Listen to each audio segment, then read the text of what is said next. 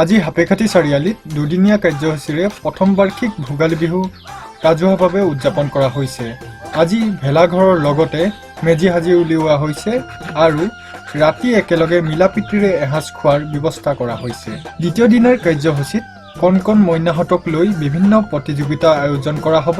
লগতে বিহুক উদ্দেশ্যে এখন আলোচনা চক্ৰ অনুষ্ঠিত কৰা হ'ব। উপস্থিত থাকিব বিহুৰ সুৰক্ষা সমিতিৰ সচিব প্ৰধান পবিত্ৰ মোহন ফুকন।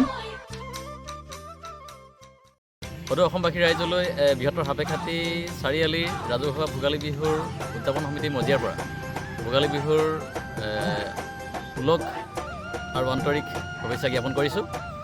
আমি প্ৰথমবাৰৰ বাবে বৃহত্তৰ চৰাইদেউ জিলাৰ হাপেখাতি চাৰিআলিত ৰাজহুৱাভাৱে আমি ভোগালী বিহু উদযাপন কৰিছোঁ আৰু সাম্প্ৰতিক সময় অসমৰ যথেষ্ট জটিল অসম আৰু অসমীয়াৰ এই জাতিৰ সন্ধিক্ষণত আমি আমাৰ জাতীয় কৃষ্টিৰ ভোগালী বিহু আমি উদযাপন কৰিব লাগে বুলি এটা সিদ্ধান্ত গ্ৰহণ কৰিছোঁ আৰু সেয়ে আমি এই অঞ্চলত বসবাস কৰা বিভিন্ন জাতি ধৰ্ম বৰ্ণ নিৰ্বিশেষে বা বিভিন্ন সমাজ জীৱনৰ লগত জড়িত প্ৰতিজন ব্যক্তিক আমি সাঙুৰি এই ভোগালী বিহু উদযাপন কৰিছোঁ আৰু এই ভোগালী বিহু আমি দুদিনীয়া কাৰ্যসূচী আমি ৰূপায়ণ কৰিছোঁ। আজি প্ৰথম দিনৰ ইতিমধ্যে আমাৰ যি ভোগালীৰ ভোজ সমূহীয়া ভোজ আমাৰ খন্তেক সময়ৰ পিছতে আমাৰ আৰম্ভ হ'ব।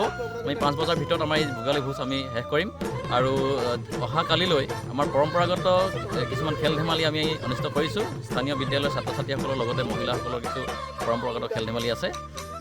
এই খেল ধেমালিবিলাক আমি অনুষ্ঠিত কৰিম আৰু সমান্তৰালভাৱে এই ভোগালী বিহুৰ লগত সংগতি ৰাখি আমি বিহুৰ সম্পৰ্কীয় এখনি আলোচনা সভা দিছোঁ আৰু এই আলোচনাত মৰাণ মহাবিদ্যালয়ৰ অৱসৰপ্ৰাপ্ত অধ্যক্ষ ডক্টৰ অনিল শইকীয়া ছাৰে অংশগ্ৰহণ কৰিব আৰু সঞ্চালনা কৰিব বিহু সুৰক্ষা সমিতিৰ সম্পাদক প্ৰধান সচিব প্ৰধান পবিত্ৰ মোহন ডাঙৰীয়াই সঞ্চালনা কৰিব আৰু মুকলি সভাৰ লগতে এই আলোচনা সভাৰ লগতে আমি সন্ধিয়ালৈ এটা সাংস্কৃতিক অনুষ্ঠান আমি ৰাখিছোঁ আৰু এই সাংস্কৃতিক অনুষ্ঠানটিত অসমৰ জনপ্ৰিয় কণ্ঠশিল্পী মাধৱ ৰঞ্জনে গীত পৰিৱেশন কৰিব তথা স্থানীয় উদীয়মান শিল্পীসকলে গীত পৰিৱেশন কৰিব আৰু এই অনুষ্ঠানটিৰ উদ্বোধন কৰিব সদৌ টাইম ছাত্ৰ সন্থাৰ প্ৰতিষ্ঠাপক সাধাৰণ সম্পাদক শ্ৰদ্ধাৰ অৰুণ গগৈ ডাঙৰীয়াই উদ্বোধন কৰিব আৰু এই দুদিনীয়া কাৰ্যসূচীত আমি এই বৃহত্তৰ অঞ্চলৰ সমূহ ৰাইজৰ যি সহযোগিতা আমি কামনা কৰিছোঁ।